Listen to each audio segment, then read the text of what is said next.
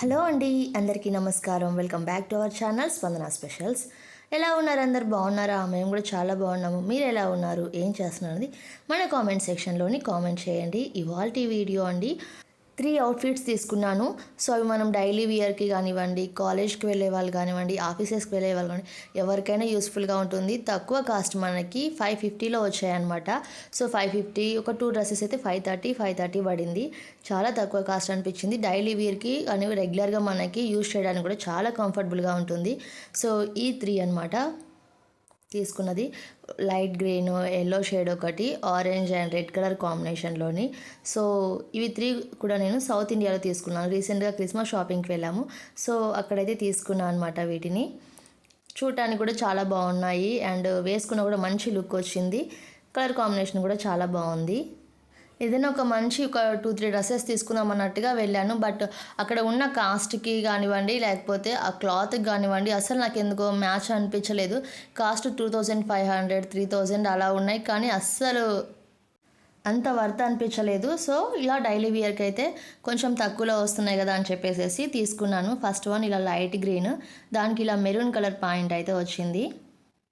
వీటికి ఏమీ చున్నీస్ రాలేదు.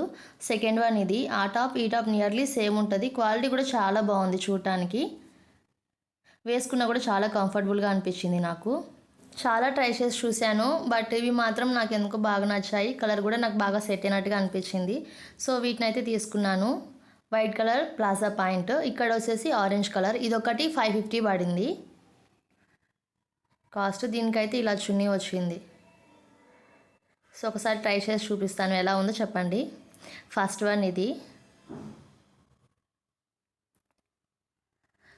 చాలా బాగున్నాయి డైలీ వేర్కి, కానీ నాకైతే స్కూల్కి చాలా బాగా అనిపించింది. డైలీ యూజ్ చేస్తూనే ఉన్నాను.